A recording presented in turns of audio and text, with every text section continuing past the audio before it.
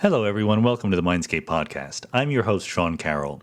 Longtime listeners will know that we've talked about game theory before on the podcast, usually in the context of literally playing games. We've had no less than 2 different podcasts about playing poker or realizing that there are lessons from poker that you can apply more widely. And in fact, I think both times we noted that John von Neumann, who is the father of game theory, invented it in order to analyze his local poker game.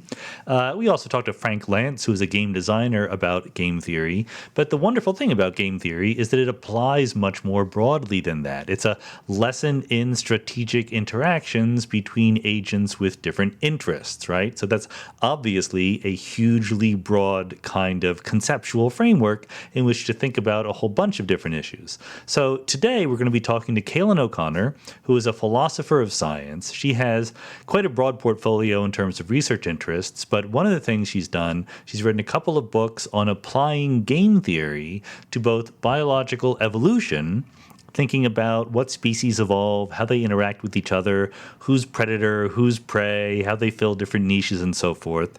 And also one applying game theory to human behavior. Why do human beings treat each other in different ways? And in particular, can we understand the origin of certain inequities in society in game theoretic terms? Now, this is a very difficult thing to do, right? Because when you have an inequity in society, when one group is discriminated against or picked on, another group is privileged and has more wealth or resources or power or whatever, there's probably a whole host of reasons why, and people will debate them.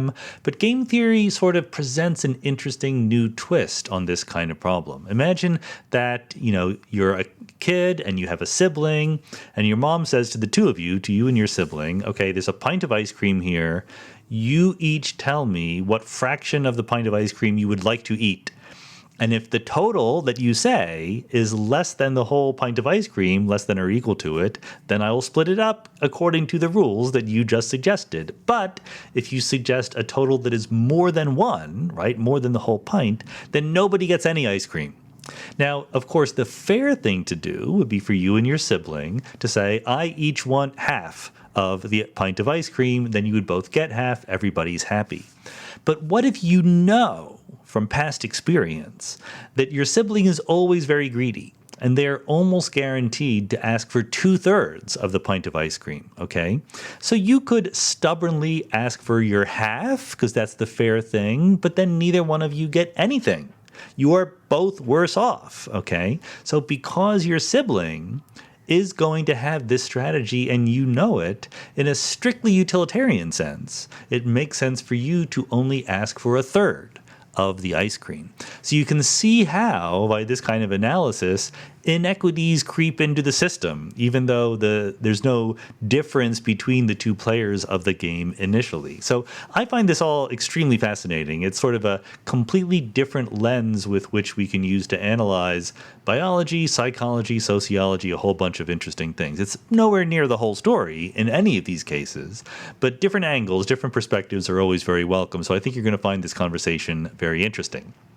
The other announcement to make, of course, is that for those of you who've been following along, I have this video series called The Biggest Ideas in the Universe, and we're done. We have reached the conclusion. Last week was the last video. There were 24 different ideas. The last idea was science. That was a bit more philosophical and meta. The other ideas are things like space, time, matter, gravity, stuff like that. Physics ideas, physics and cosmology ideas. We had some off-the-wall ones. We did emergence and renormalization and criticality and complexity. But anyway, they're all done. Every week there is one video and one Q&A video. You can find them all on my YouTube channel. I do have a YouTube channel. It's youtube.com/Sean Carroll. There's no M in there, like Patreon supporters or Twitter followers might know about. Sean M. Carroll is what I usually use, but for some reason on YouTube it's just Sean Carroll. Anyway, if you haven't checked them out, I encourage you to check out the videos. If you're interested in physics, you get to see me as well as listen to me, although Yeah, in fact, since I'm drawing and writing equations in most of these videos, I think that the visual aspect of it is actually important. You could also see my improvement as a videographer and cinematographer over time as I figure out how to do the green screen and so forth. And you can also see that I never improve all the way. I was still making pretty elementary mistakes in my video skill package as time went on. But it was a lot of fun. We got a lot of viewers, which warms my heart. And it's always good to see that people are interested in learning new things about the universe. So with that, let's go.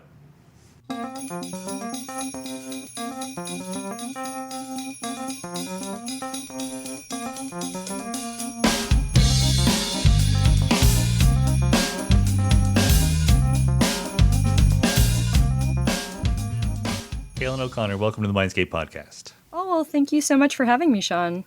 So we've talked to philosophers before. We've talked to biologists. I'm trying to think. I'm not sure that I've really done any philosophy of biology. Is that fair to as a way to characterize what we're going to talk about today? Yeah, I think a lot of what we're going to talk about would fall under that. We also might call some of it like philosophy of social science. Yeah, I mean, philosophy of biology is this nice interdisciplinary area where some people in it do things that look a lot like theoretical biology, and some people do things that are asking more meta-level questions about the biological sciences. You know, what are the concepts that we use in biology? What do they really mean? What can the methods in biology really tell us or not tell us? So, yeah. And game theory is something that I don't know why, but like in the past year of my life, I just keep running into it in different circumstances. You're not the only podcast guest who will talk about game theory a little bit with us. So let's, even before we relate it to biology, why don't you tell us in your brain how you think about what game theory is and what it's good for? Okay, so, I mean, like little history, game theory was really introduced sort of starting off in the 1940s and 50s. And it's a branch of mathematics where the goal is to look at strategic interactions. And by strategic interaction, I just mean an interaction where you have multiple actors who have some kind of interest. So these could be humans, but they also could be animals or even something like trees or bacteria. Mm-hmm. And they interact with each other, and it matters to them what the other actors are doing. So it's the branch of math that tries to represent and tackle this kind of interaction. And the way you do it is by building what's called a game. So this is a sort of simple mathematical model of a strategic interaction. And then analyzing that game to try to ask, can it help us predict what certain actors would do when they're in a strategic scenario? Or can it help explain behaviors that we see in the real world, either in humans or in the biological world? And one of the big ideas here is that we can truly exactly quantify the rewards for what we do, right? Like one of the buy-ins for using game theory for anything is to say, if you do this strategy and your opponent does some other strategy, then here's the rewards that you each get. Yeah, and I think, the way you want to think about this is that people using game theory don't assume that we can exactly quantify what are the real rewards that, say, you and I would get if we managed to coordinate some behavior, if we managed to meet each other at the right time for coffee. I mean, it would be hard to quantify, like, is this a psychological thing, mm-hmm. and how much pleasure do we get, or, what material goods do we get? But rather the idea is we can use specific numbers to represent those rewards. And then by making them precise, we can get a kind of good enough or approximate representation that we can also analyze and better understand. Yeah, I think that's pretty fair. Although, this is going to be one of those things when we start applying it to biology and to psychology and to sociology where people are going to poke at it in different ways when you reach conclusions they don't want to reach, right? So maybe one of the pokes is, are we overly rigorizing things that are a little bit fundamentally fuzzy? Yeah, there's always this risk with modeling. I mean, modeling can be so useful in that it allows you to make these really precise structures that you can analyze precisely and say very concrete things about them and all be talking about the exact same thing. Of course, the downside to that is that you're going to lose some of the precision of the real world, or you might represent it incorrectly in some really significant way. And so there are always going to be these deep questions about, is your model the right model? Is the conclusion you draw from it going to be supported in a more complex reality? That's okay. As a physicist, I'm very, very used to, overly idealizing complex situations into very simple little models. So that part, Right. we're used to that part. So why don't you, there's some famous games, right? There's the prisoner's dilemma. We're not thinking, even though you could, we're not really thinking about backgammon or basketball or things like that. But those are more advanced games. The little games that we're analyzing here are basically have these reward tables. So why don't you fill us in on what is the mental image we should be having when we're playing these games? Well, I should note that when von Neumann was first inventing game theory, I think one of his first papers was called A Theory of Parlor Games. So he did have some kind of real games in mind. But the games you see in game theory, they're not the fun kind. In fact, I teach a class called Evolutionary Game Theory, and I sometimes start the class being like, if you're here because you like playing games, right, scoot on out. Like, this isn't the place for you. No Twister here. No Twister. It's not going to be World of Warcraft or StarCraft. A game in this sense, you can define it using 4 elements. So the first thing is the players, who is involved in this strategic scenario. The second thing is their possible strategies. What things can those players do? What actions, you might say. The third thing is their payoffs. So given some combination of strategies chosen by the players or actions that they do, what are the kind of benefits or detriments to them? And then information is the last thing that helps define a game. And information is approximately, what do the players know about what they're doing? So what do they know about the setup of the strategic scenario they're in, and what do they know about the other opponents or players they're involved with? So chess is a game of complete information because you see the board, but poker, you don't see the other person's cards. Right. And we can think of lots of different kind of strategic scenarios where you might have more or less information. So if you're bargaining with someone, that's a strategic scenario, and you might know what's going to happen to this person if your bargain fails, or you might not know that. And knowing or not knowing might really shift how you bargain. So if you know that this person doesn't have anything else to do if this bargain doesn't work, they'll be in a really bad situation. You might be a more aggressive bargainer on the basis of that knowledge. I guess it's probably, you should tell me, but it's probably worth doing the prisoner's dilemma in some detail just because it's a wonderful example of some of the concepts that appear, but also some of the counterintuitive conclusions you can reach by taking this seriously. Yeah, so the prisoner's dilemma is the most famous and widely analyzed game in game theory because you're right, it is a kind of fascinating little game. So you assume you have 2 players and you assume there's 2 things that each of them can do. And people often call these 2 strategies cooperate or defect. So I'll tell the little kind of story people like to tell about the prisoner's dilemma.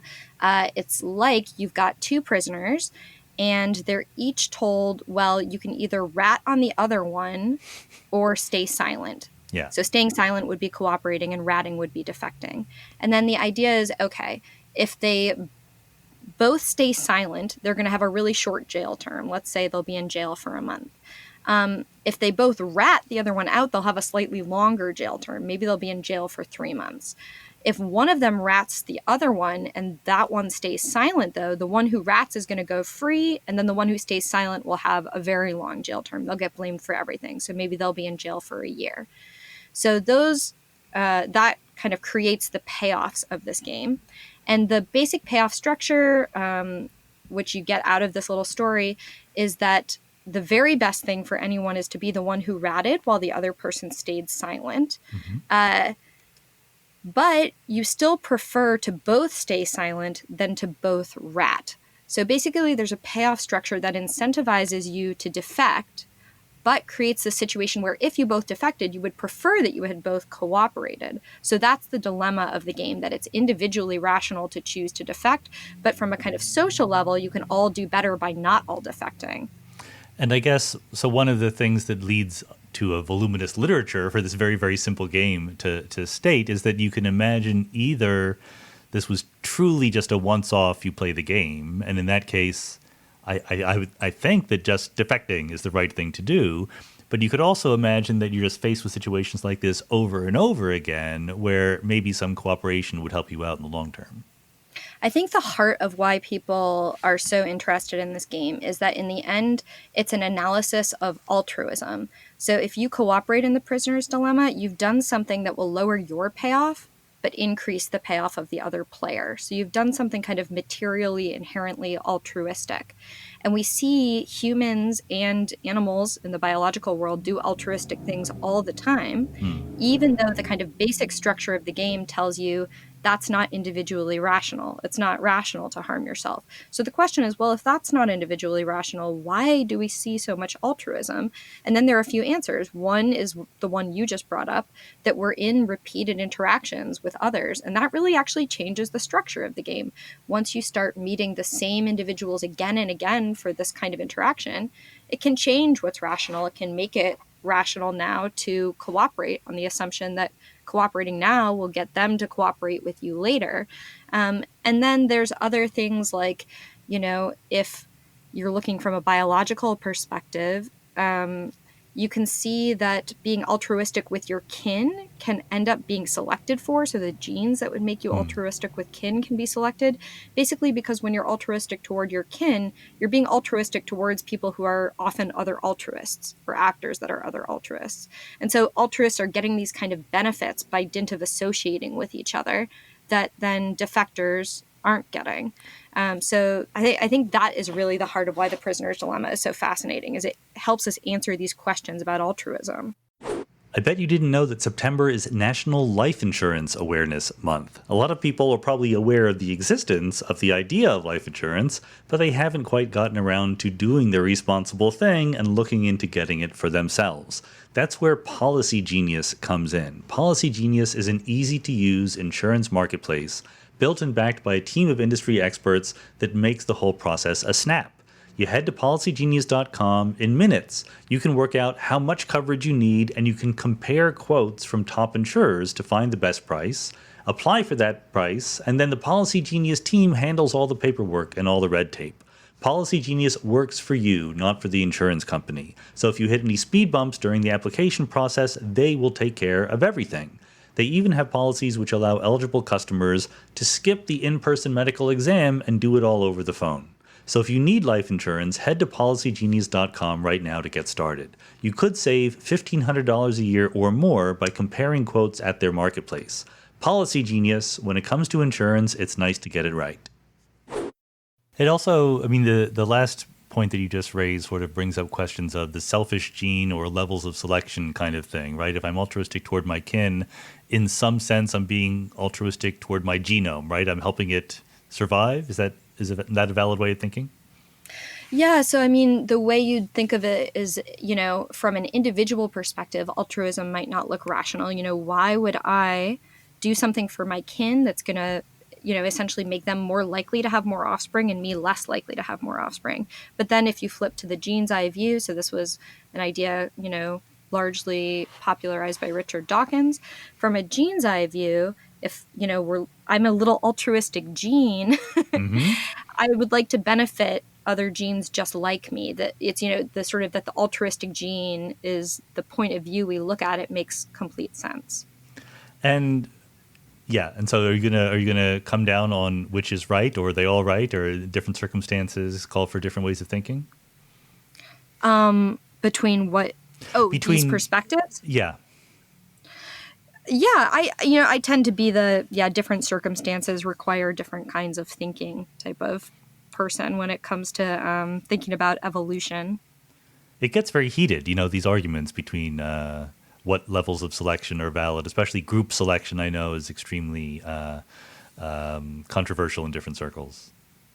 Yeah, group selection is very controversial. For people who don't know what group selection is, it relates to the idea that, in some cases, you wouldn't want to think of selection as happening on the unit of an individual, but of a social group. That maybe if a whole social group does well, by having certain traits, that can explain why we have those traits.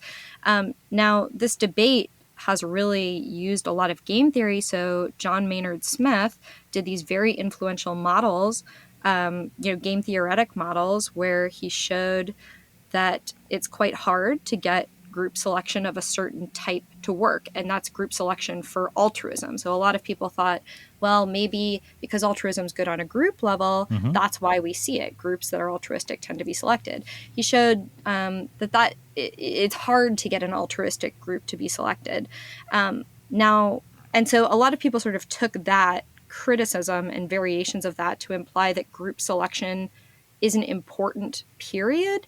But I think there's just sort of a confusion in the literature where people have shown group selection probably isn't the most important explanation of altruism, but that doesn't show that group selection isn't important for the explanation of other kinds of traits necessarily. Okay. I mean, that does make sense. And it is a bit of a, distraction. I got off on it just because I know that people really care about this. So we should, bring it. If we bring it up, we should say something about it. But let's just do a little bit of the lingo that is used in this game theory context. So you mentioned the prisoner's dilemma. Maybe it's worth explaining what a Nash equilibrium is. And I don't know if you also want to give other examples of games. Like the prisoner's dilemma is not the only game that models actual dynamics. For sure. So Nash equilibria. So, I mean, in game theory, you build a game, you get this model of a strategic scenario, and then the next thing you do is analyze it. And what people do is apply what are called solution concepts to the game. And there are a bunch of solution concepts, but the most widely used one is the Nash equilibrium. And the idea is you're looking for sets of strategies where when actors are playing them, none of the actors want to change and do something else. There's no incentive for them to switch strategies. And those sets of strategies are Nash equilibria. The reason that this is an important solution concept is that if you are at a Nash equilibria, no one wants to switch. It's approximately a stable set of behaviors. Right. And so that means the Nash equilibria predict what actors will do in games. And there has been, laboratory experiments don't always confirm that people do play Nash equilibria, but they often play them or something like them when you have them actually play games.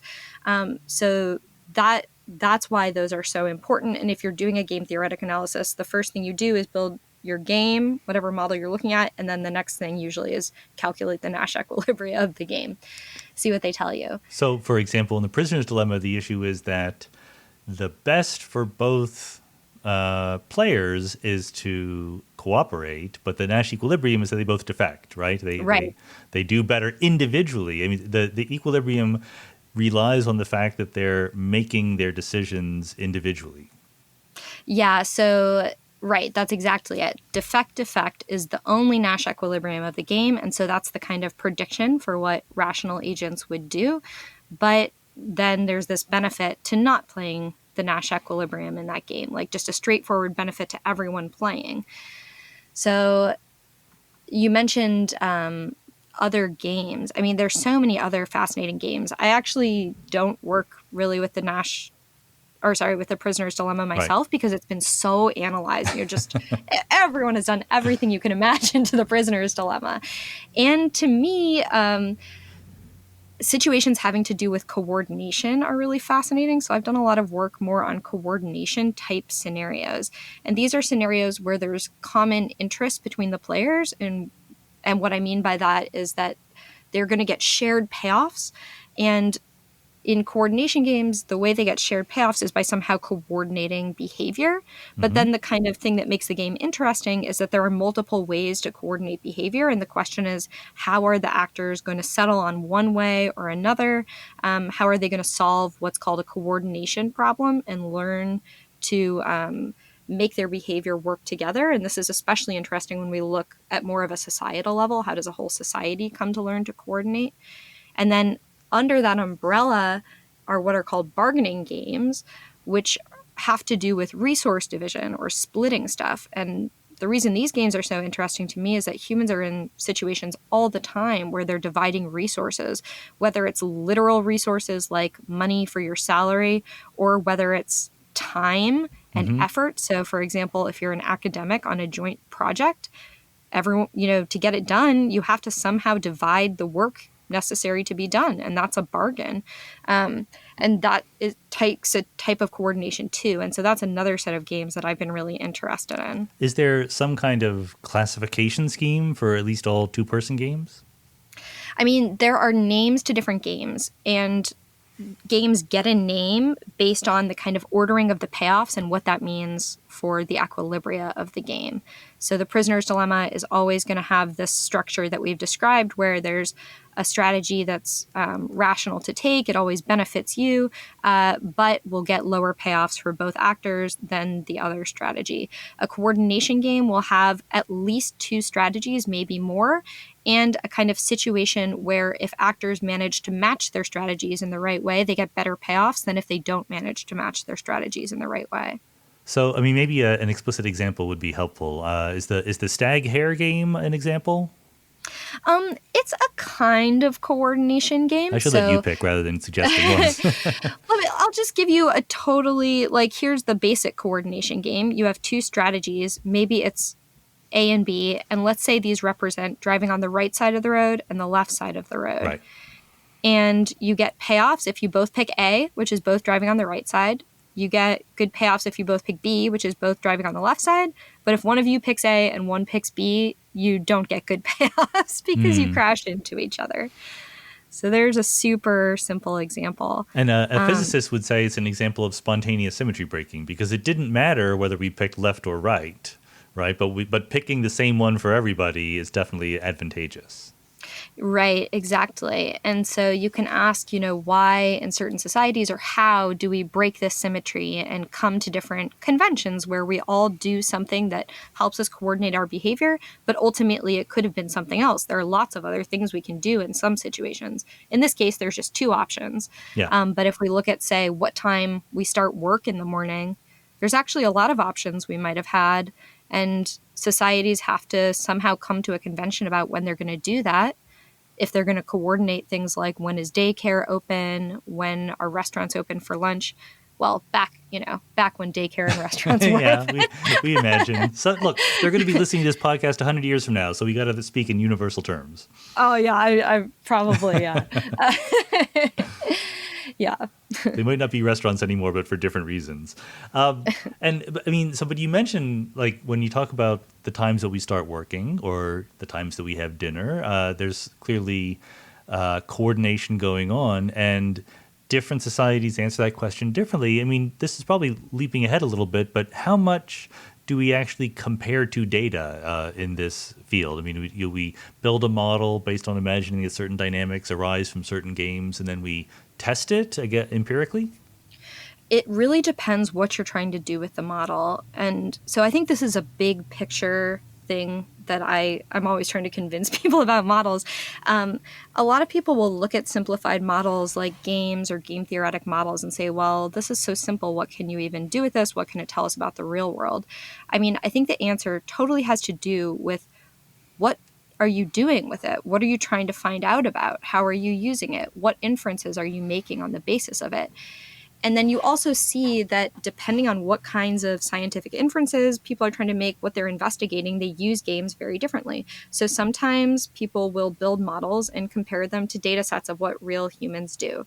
Sometimes people will look at a human behavior, like the fact that, say, everyone in India drives on the left side of the road and everyone in Canada on the right side, and say okay, well, can we explain this cross-cultural diversity but inter-country regularity? Well, maybe we can use coordination games to improve our understanding of patterns like that. And in that case, you would be not comparing specifically to a very detailed data set, but essentially looking at some empirical phenomena and then making some comparison between what you see from the model and that. And then sometimes people use games to do almost kind of proof of possibility modeling. Someone will say it's impossible that X, and someone else will say, well, no, I can build a game theoretic model that shows that is perfectly possible.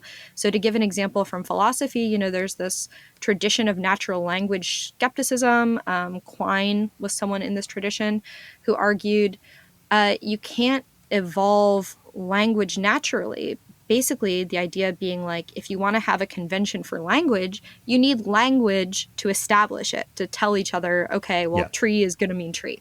But modeling work by David Lewis and then Brian Skirm showed that, well, no, you can have extremely simple agents learn how to coordinate on a signal to mean something without needing any sort of prior language. So that's modeling where you're just showing a proof of possibility when someone has made an impossibility claim. So yeah, does that make sense? I mean, it's used in very different ways and has very different connections to data across different cases. Yeah, actually, I think it makes perfect sense. I mean, in some ways, there's a sort of the model building aspect for some particular empirical phenomenon you're trying to understand, but there's also just the theoretical aspect of understanding what it means to be rational. Like you might say, like, well, there's no rational way to do this, but then when you dig into the details of people playing by the rules of this game, you see some emergent phenomenon that you might not have guessed.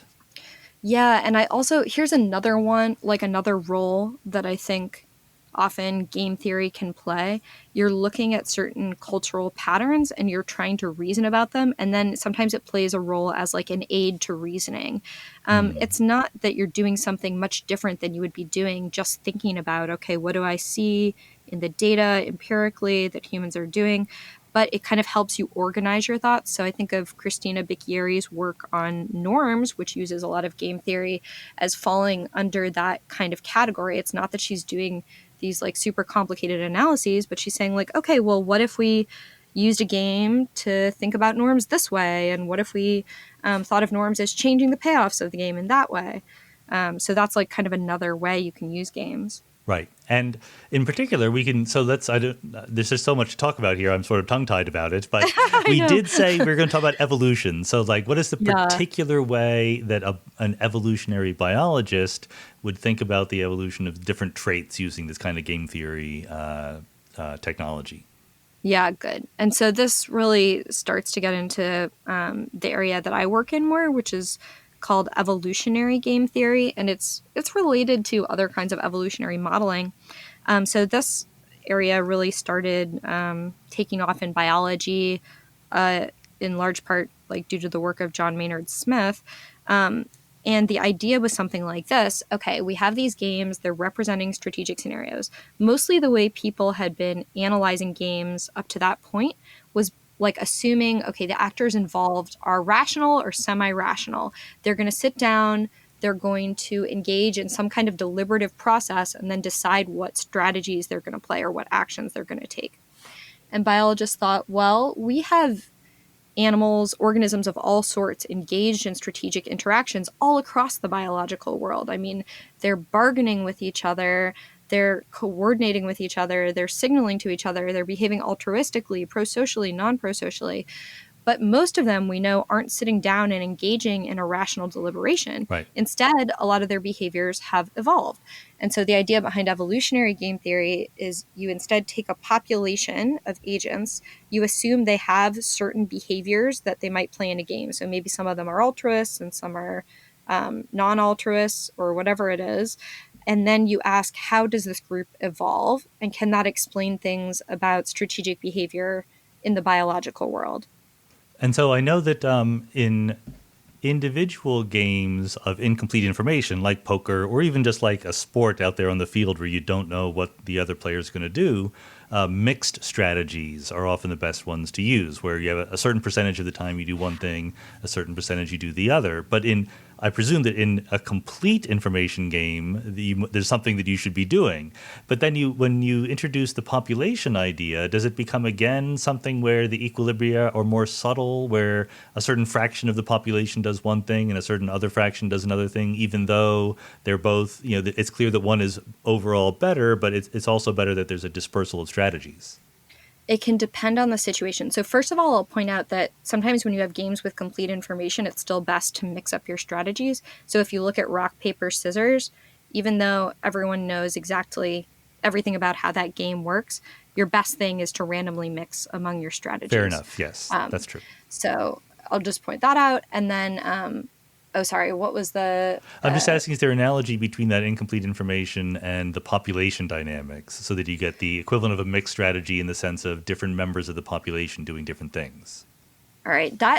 We're sort of like diving, it's not like the general introduction, and we're diving into like really that's why we're here. More theoretical stuff.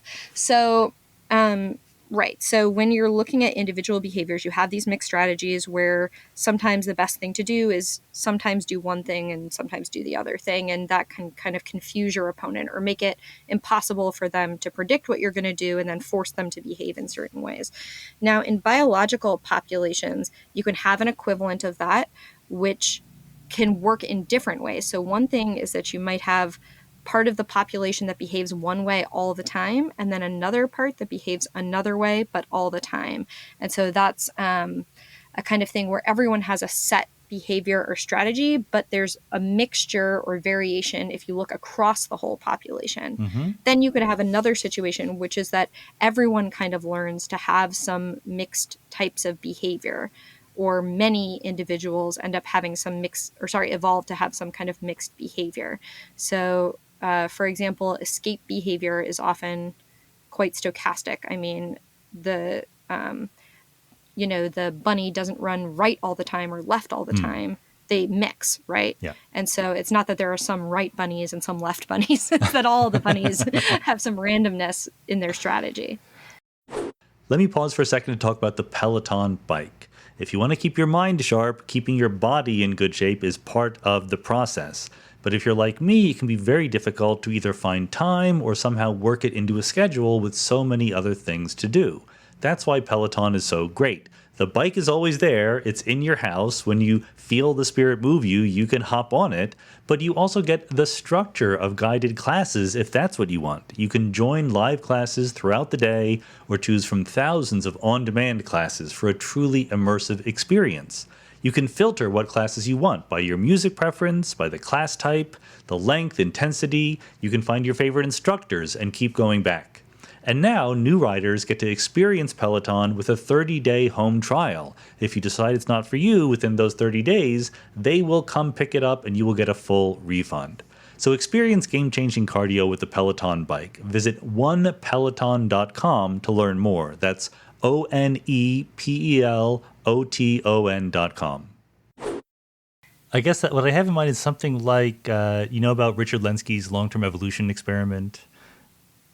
I don't know. Is this the one where they keep doing the bacteria? Yeah, they have these bacteria and they just, breed them in generations and generations and generations and generations and throw away most of them at every step but keep a certain fraction. Mm-hmm. And what they found, and it's in exactly the same, culture, whatever it is, food source that they have, and some small fraction of the bacteria evolved a way to eat a different kind of sugar than the other bacteria did. And what was interesting was that this new strain, the sugar that they were eating was less efficient.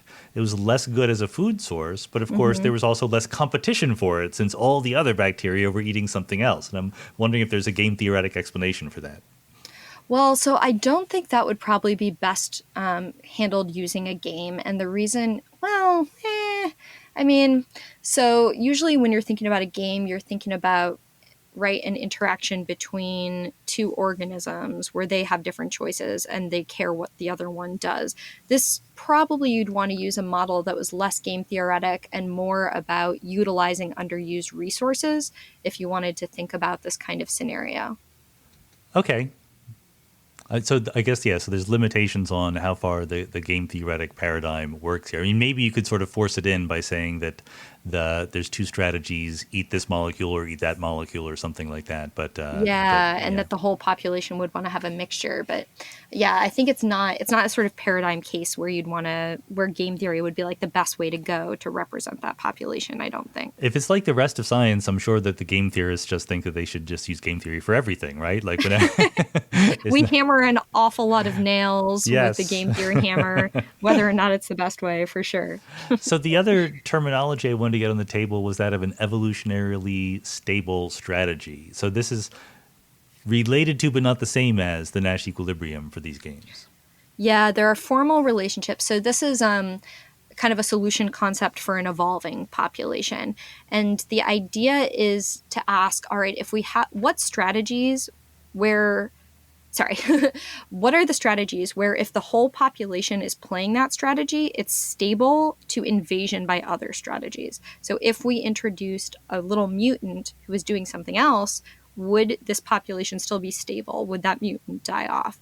And so there's a set of conditions that you can ask about payoffs that will tell you whether a certain strategy is evolutionarily stable. So things like, does it do better against itself than other things do against it? If so, it's going to be stable because other variants or mutants are going to die off when they enter the population because they just won't do as well against this kind of dominant strategy that exists. Or if mutants do kind of equally well against the existing strategy, how do the mutants do against themselves versus the kind of dominant strategy? And so you can analyze whether a strategy is evolutionarily stable by asking questions about these relationships between the payoffs that different strategies get. This might be asking too much, but is it possible to give an example of where the Nash equilibria are or are not evolutionarily stable? Yes. So, oh God, I don't want to. I'm okay. There are like conditions that one could accurately say about the relationship between these, but I don't want to say it and mess it up. Right. It's the kind of thing I always look up on Wikipedia every time. But I'll give you an example where the Nash equilibrium is the evolutionarily stable strategy. Mm-hmm. Just the prisoner's dilemma in a totally basic population is also the evolutionarily stable strategy. So if you have a population without adding extra bells and whistles, it will just evolve to always all defectors. And because we can just easily see that, because if somehow they manage to coordinate and all become cooperators, they're doing better off, but one defector wanders into the room and individually does better off, and then everyone goes, defecting might be better after all, or something like that. Right. Or the defectors, in the kind of biological situation would start to have more offspring. Yeah. Okay. Well, I guess good. Maybe we should be more specific about that. How do we reconcile or marry the usual way of thinking about evolution, where we have like fitness and replication rates and survival rates, to the game theory lingo in this way? So I'm going to pull this apart into two things. So when we're looking at evolutionary game theory, some models are really thinking about evolution by natural selection and representing that. And so the idea is you have these actors engaged in strategic scenarios, and then the payoff they get is some kind of benefit that allows them to have more offspring on average. And so you say, okay, next generation, the ones who did well in these strategic interactions are going to have more offspring. There's going to be more of that kind of behavior in the population.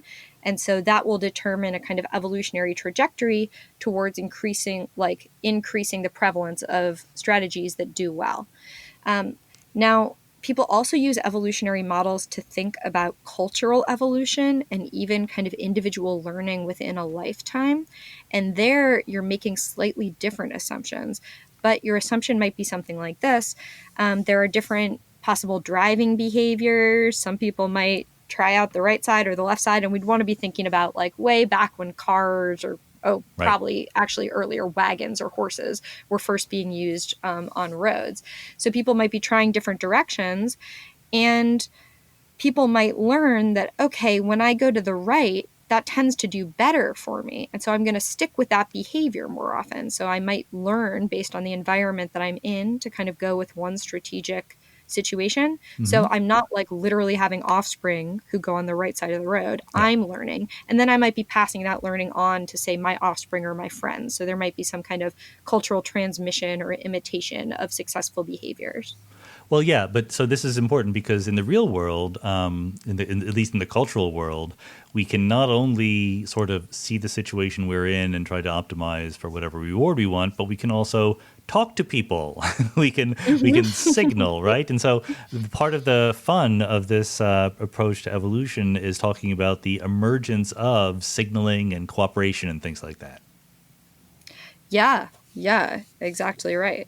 I mean, do we talk about sort of the robustness of how certain signals develop and it's useful, and then you can start saying, well, what if someone starts lying or being deceitful somehow?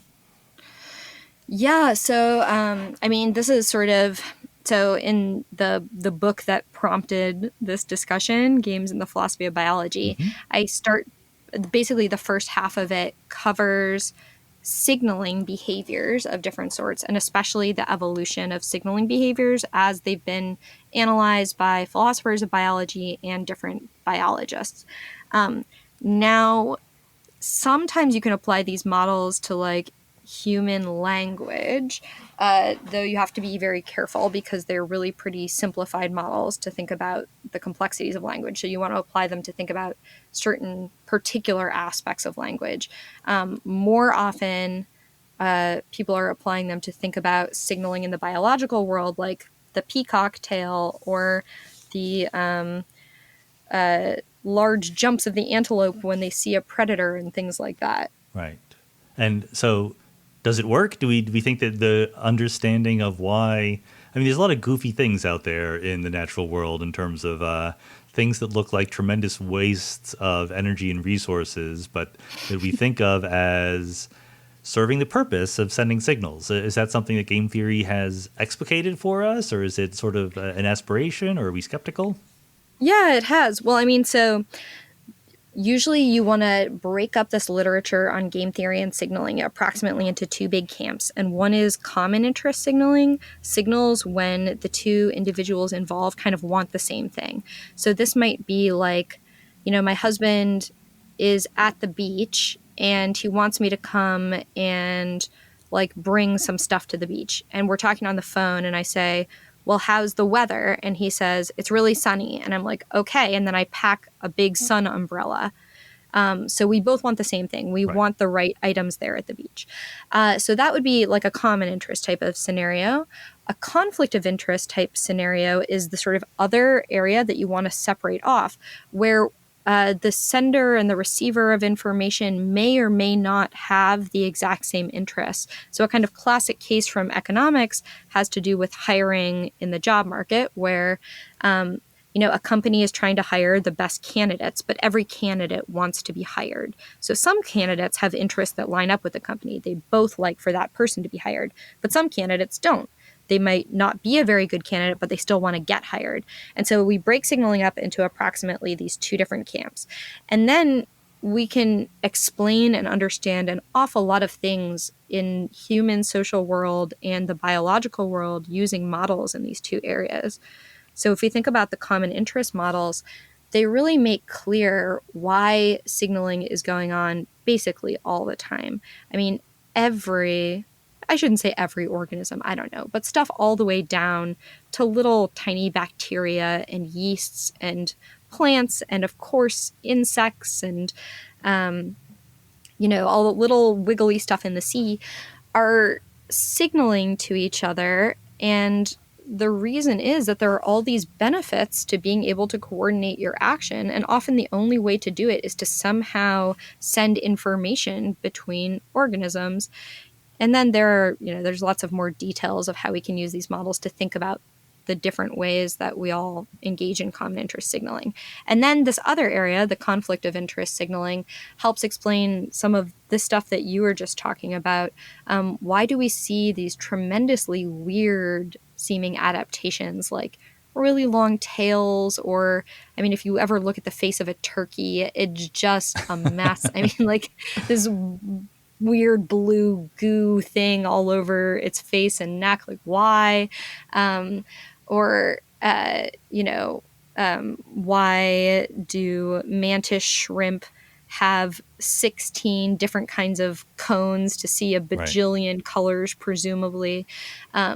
We can help explain a lot of those things using conflict of interest signaling theory. And this does seem like a field that is potentially ripe for just so stories, right? I mean, so you can come up with an explanation based on game theory for this or that weird behavior, but then how do you know if it's the right one? I mean, how do we test these ideas?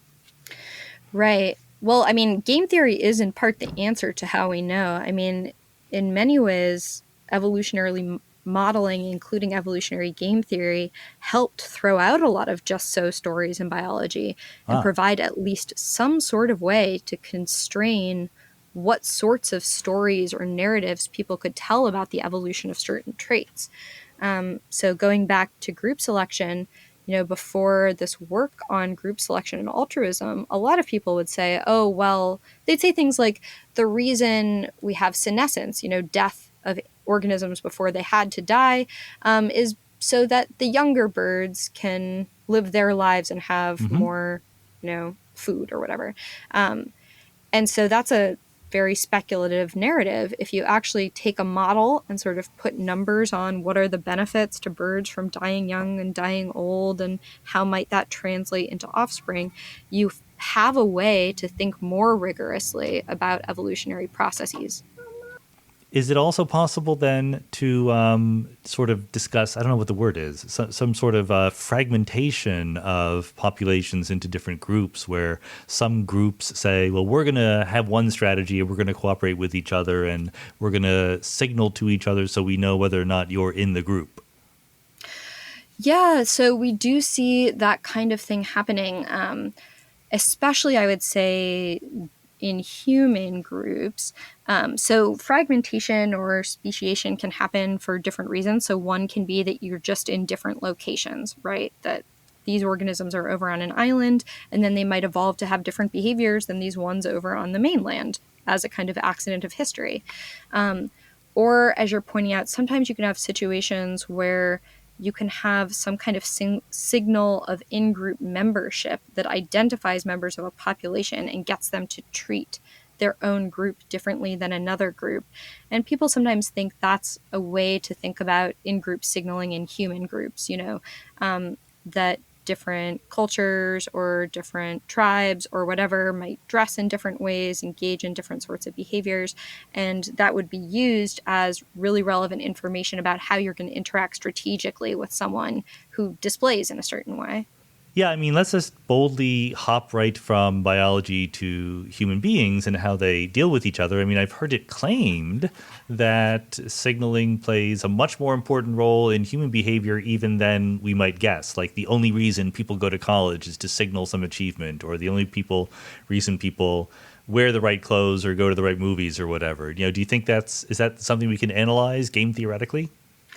Yeah, well, so I'm guessing these claims really relate to this literature I was mentioning on conflict of interest signaling. So there's this famous paper there looking at job seekers where, okay, they say, let's suppose there are kind of high quality candidates and low quality candidates for jobs.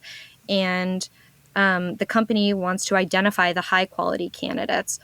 But how can they do that given that everyone's going to portray themselves as high quality?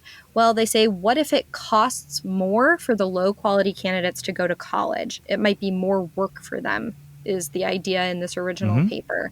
Then maybe we can have a situation where only high quality candidates will be willing to put in the work to go to college.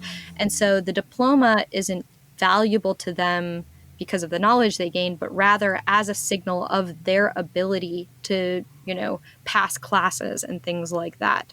And so people have applied that kind of thinking to various things in the human realm, where people do things that are very hard to do, and then it can become kind of a signal of their abilities to others.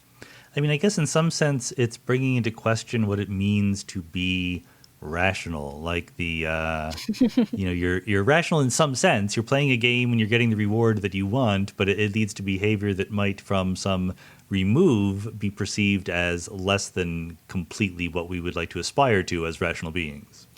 Yeah, so that's the really interesting thing about this whole literature on conflict of interest signaling, and then using costs to, guarantee that signaling can happen. And this really relates also to biology, because people bring up the same thing, like, well, a peacock tail maybe is reasonable in some way if it can get the peacock, to mate, but it costs so much, right? It's a huge expenditure of protein. It's hard to drag this thing around. Can that really be a reasonable adaptation? And I think it depends how you're thinking about these things. I mean, if you count your social environment as a legitimate part of your environment, then it's totally reasonable to expend a lot of costs to signal certain things about you that are going to get you social benefits, or in the case of the peacock, sort of reproductive benefits. And I mean, that's clearly true that it is part of your environment, right? That I guess it's just, well, this is why I'm a physicist, because it's too hard to disentangle all the different factors that are going to enter an equation like this. Yeah. But you want to go even further. I mean, I don't know how much of this is sort of standard lore, but in your other book, you talk about the origins of inequality, the origins of unfairness, and you point out that we can use game theory to explain why it might seem rational to do something that ends up with a deeply unfair division of labor in our society.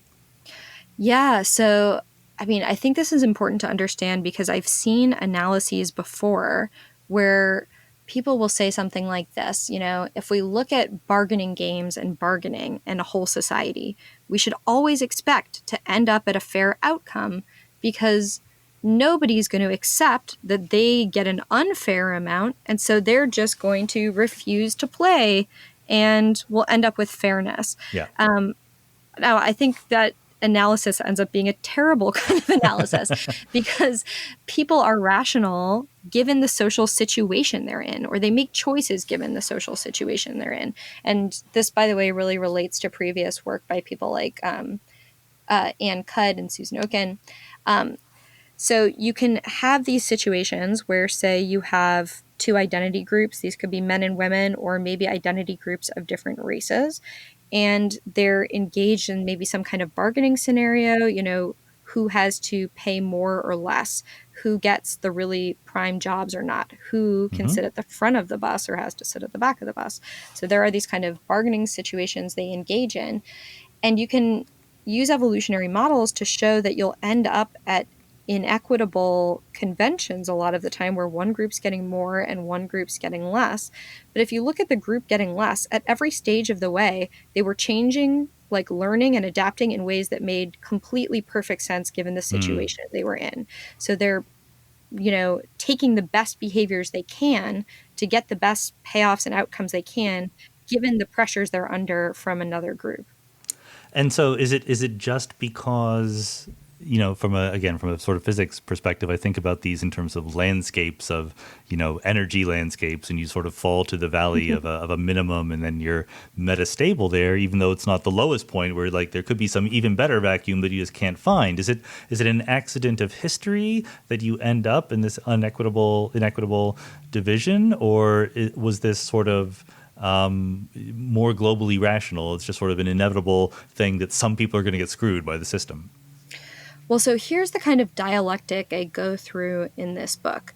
I show that if you take cultural evolutionary models, suppose you have a group of people and they're all bargaining with each other. Well, in these models, most of the time, fair outcomes emerge, unless you split the group into different identity groups. And as soon as you do that, you get inequality emerging.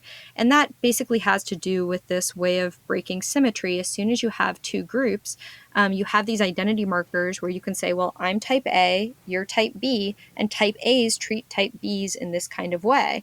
And so that allows inequality to emerge. Now, in those models, it's just an accident of history.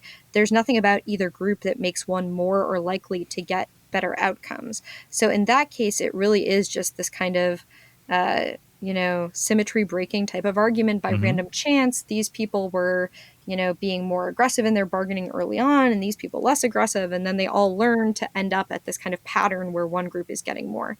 So I kind of start showing, all right, all you have to do is break into identity groups. You already have this happening. But then, of course, if we want to think about real cases or slightly more realistic cases, there are often going to be certain factors that can help explain why one group or another is going to end up with more in bargains. So if we're thinking about gender, facts about like physical sex differences are sort of an important symmetry breaker in determining who's going to end up with better outcomes. If we think about cultural groups or racial groups or groups like this, there are going to be facts having to do with power, economic advantage, maybe with minority status, all of which might matter to which group ends up with more or less when we come to sort of conventional bargaining outcomes. Yeah, no, I can imagine that.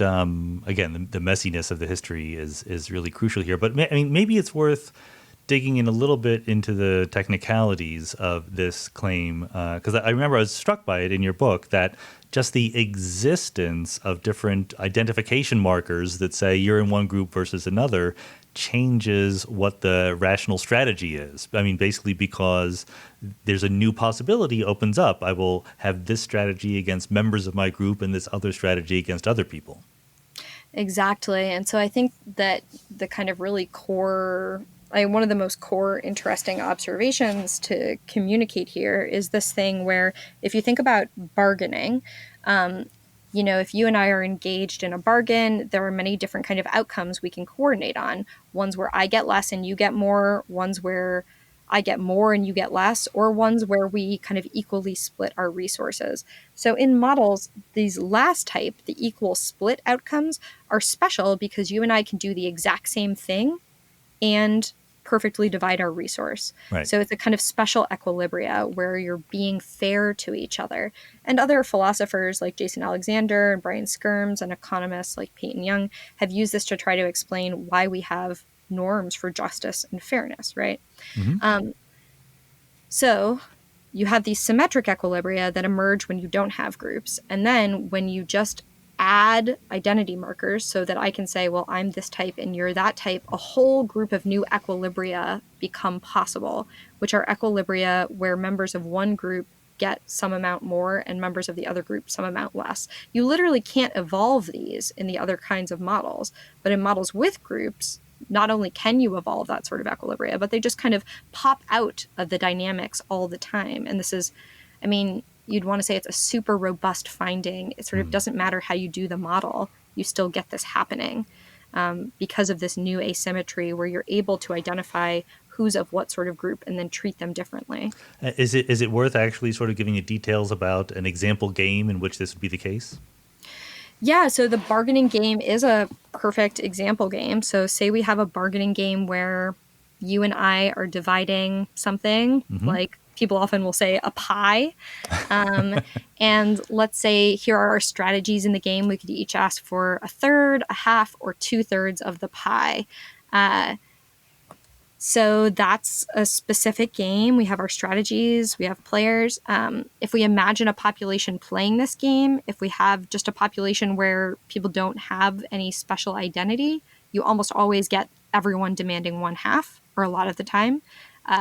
Sorry, is there a stipulation that if we both demand 2/3, then we get nothing or something like that? Oh, sorry. Yes, I should have been more specific. So in this game, the payoffs are that you get what you demanded as long as you don't demand too much. So if we both demand 2/3, we're sort of pushing too hard, and then we get a poor payoff for pushing too hard.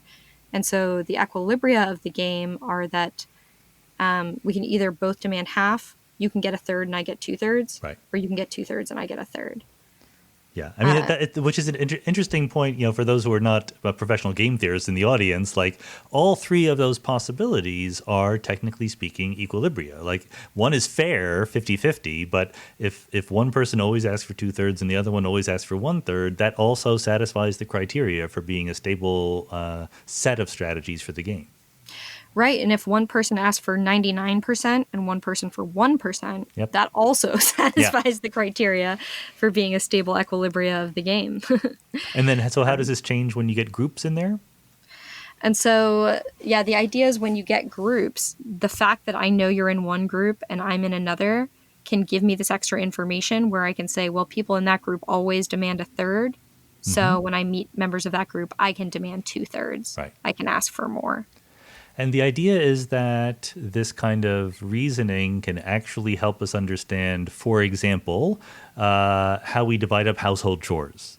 I mean, I think, like, you're very careful. You said, look, there are differences physiologically between men and women on average. So that's some part of the explanatory role is being played by that. But there's also just this symmetry breaking that screws some people over.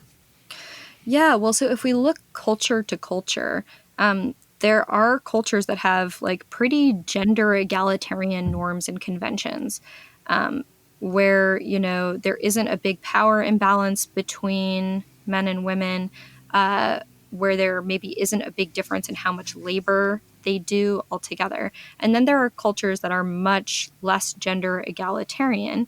And so part of the point here is that, these are conventions that emerge in part due to chance or, almost random historical factors or accidents of history, where we end up with groups that are much more or much less fair once we have a kind of division into two genders. Yeah. And you make the point that I'm not quite sure how to put this, but they get baked in. Like a tiny little variation in some initial stage can lead to huge imbalances down the road. Yeah, part of the point I make is something like this. The sort of first most important role that gender plays in many societies is as a locus for dividing labor.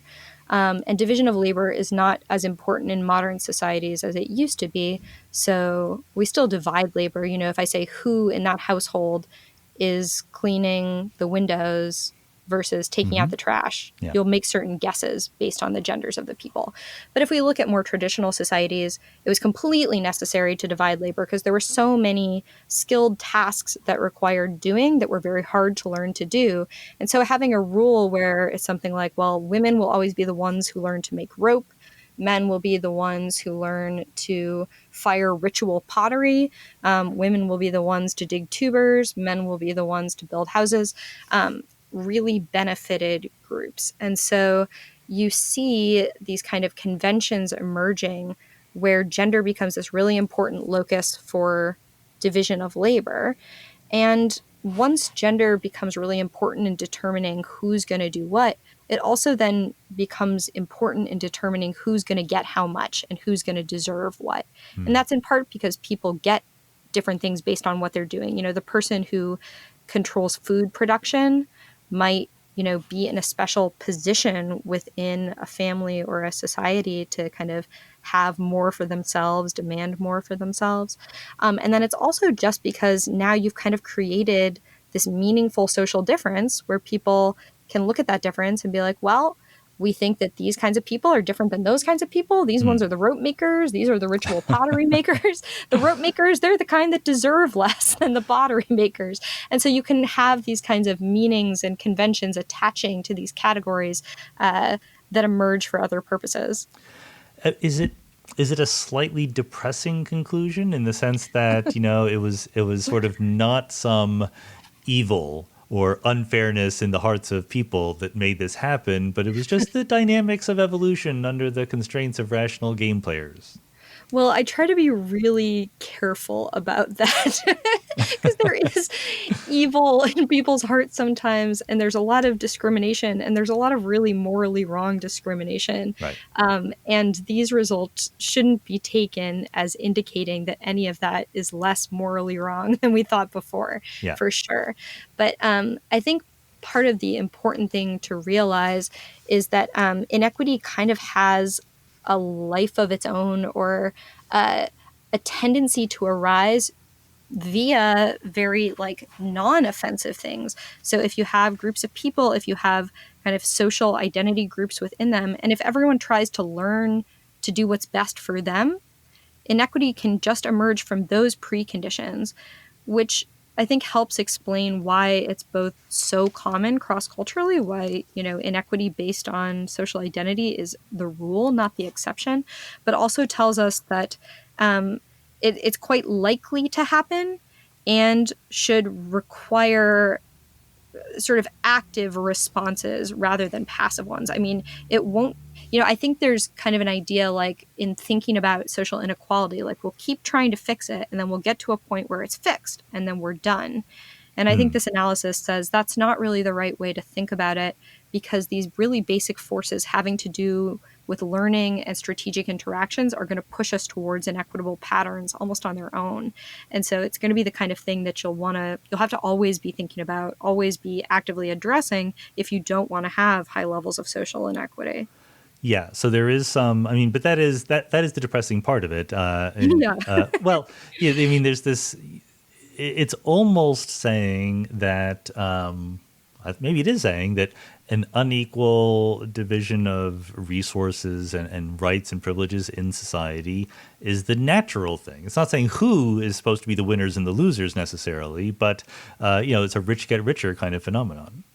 Yeah, well, let's specify that when we say natural, we'd say something like it is the thing that, emerges naturally, Right. but we certainly wouldn't want to give it like the moral weight. Sometimes No, people say exactly. It's natural not can the be like, good thing. oh, that's the good thing, right? No. Or we can't help that. It's natural. And we want to say one thing about it, but not the other, right? I mean, the flip side is you can make an argument that people shouldn't be as touchy or defensive, right? About fixing it. You can just say, look, I'm not saying that people were evil. I'm just saying that there was evolutionarily game theoretic dynamics going on, and we need to actively take a role to counterbalance that. I mean, I think it should give us, some reason to think like, and I don't want to say this about, sort of every discriminatory behavior, but some sorts of discriminatory behavior, some reasons to think like if I were in that social position, I'd be behaving the same way potentially. Yeah, right. So like it's weird to say counterfactually, if I had been a man, yeah, right? Like a lot you of things wouldn't be would be you, different. right? Yeah, But it's like, hard to say. if I had been raised as a man, I think I very reasonably would have learned I would have been socialized to expect to get more than I'm socialized to expect to get as a woman. And that would have been pretty natural for me. Yep. And so it maybe gives some locus for extending understanding to people who are behaving in discriminatory ways on that kind of grounds. I mean, that might be something you could take away from this. Well, and also just to go back to the prisoner's dilemma, and the idea that if the two prisoners were allowed to talk to each other and work out a mutual cooperation strategy, then they would, neither one of them would defect and they would get the best possible outcome. In the real world, we like to think that we can take this meta step back and be rational and say like, okay, well, there was this natural dynamics that ended us up in this equilibrium, but it's not in some sense what we want or what we value, so let's take action against it. Yeah, and actually I think that's much more plausible when it comes to bargaining than when it comes to the prisoner's dilemma. So actually in studies of the prisoner's dilemma, like people being able to talk can do something beneficial for them. It does not guarantee that people don't defect. Yeah. With bargaining, it's different from the prisoner's dilemma in that there are all these different equilibria, right? In the prisoner's dilemma, the only equilibrium is the kind of bad one. In the bargaining game, the fair outcome is an equilibrium. Now, just thinking like we can all sit down and talk about what we want and get something better might not quite get us there, because if we think about an equilibrium, say where those in one social group are getting more and the others are getting less, well, the people getting more, it's really good for them to get more. Right. And right. So just a conversation like, hey, what's happening isn't fair, let's fix it up, may or may not be persuasive. And if you look at, what happens in the real world, this kind of outside model world now, often people engage in all sorts of kind of special thinking or reasoning to justify why they ought to get more in a sort of discriminatory situation, right? To justify the status quo that benefits them and to have some reason why that should be okay. So a discussion alone won't I have no necessarily idea what you're talking about. I've never met people who did that before. This is Yeah, some weird right. philosopher's concoction that I'm unfamiliar with. Yeah. Let me make sure that I think I understand the point of the bargaining game. So we're dividing the pie, and roughly speaking, if there's a known group of people who have, for whatever reason, we know ahead of time they're going to demand 2/3 of the pie, and I meet one of these people, then even though the equitable thing would be for me to ask for half the pie, if I know they're going to ask for 2/3, I actually come out better just by asking for 1/3. And that's sort of is that a simplification, but fair origin of this bifurcation? Yeah, that's the right kind of thing. I mean, you have also sort of socialization over a lifetime plays an important role. You Yeah. come to expect these people are always going to demand a lot of me. And if I want to get anything, I'm going to have to make a concession, right? I'm going to have to be accommodating.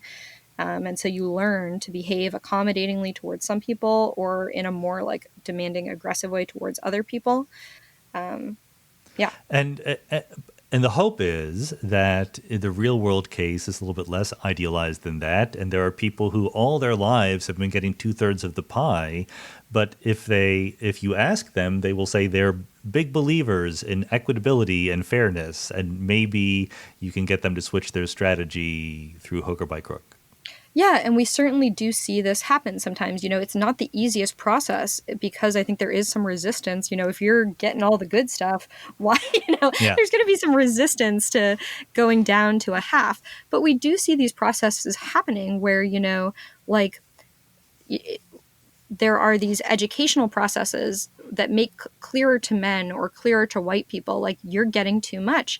And you are also a person who holds to fairness norms. Most of us are in our society. We think we ought to be fair, that that's the right thing. And so if you can really convince people you are getting too much, you're behaving in a discriminatory way, sometimes it can change people's behaviors.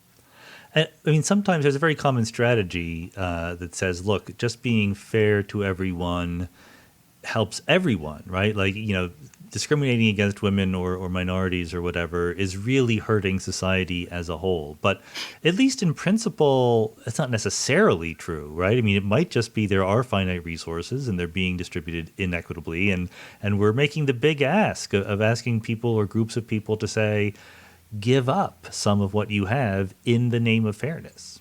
I think that's very insightful. And I mean, so I understand arguments like feminism is for everyone. And I think to some degree there are truths to that, which have to do with things like the way people are constrained into certain roles based on their gender or even perhaps their race. Like, if you're a man, traditionally, you're not supposed to love caring for an infant or spend a lot of time with your infant, right? And so that's a kind of harm to you that you're being taken away possibly from a role you might really like to play.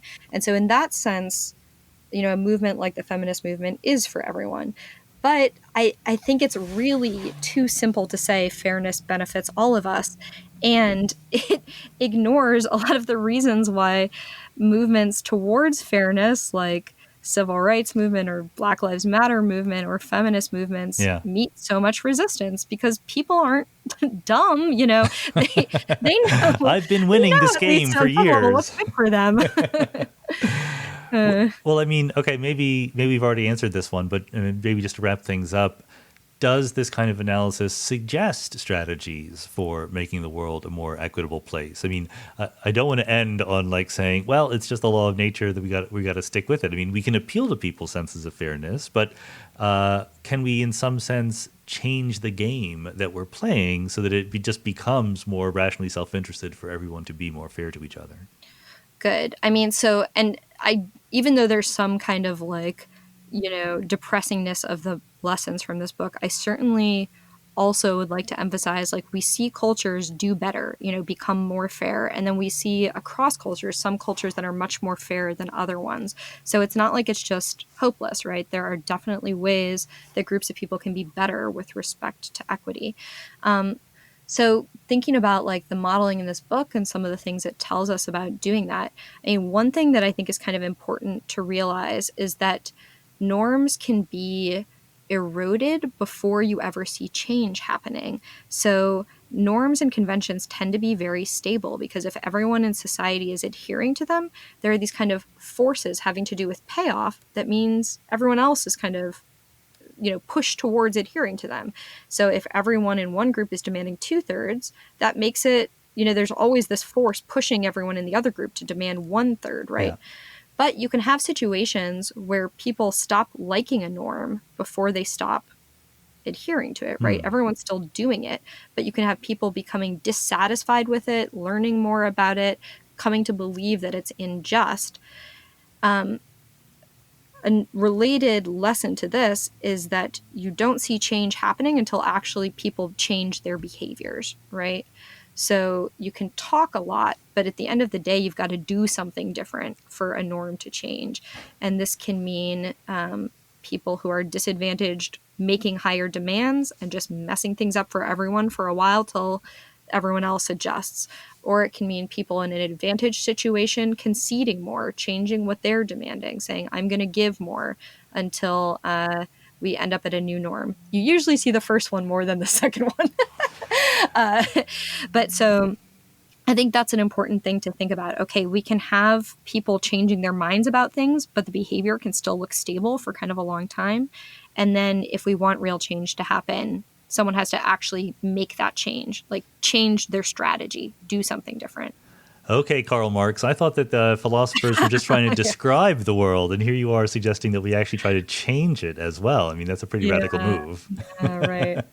But I am hopeful. I mean, look, I'll tell you how much of an optimist I am. I like to think that these kinds of analyses, philosophical or biological or whatever, actually do help change people's minds. I think it's very hard to tell. I think that the effects of new ways of thinking are just so diffuse and so delayed in their impacts that you might never know. But I actually do think it matters. I hope you're right. We'll do our part to spread the word. So, Cailin O'Connor, thanks so much for being on the Mindscape podcast. All right. Thanks for having me, Sean.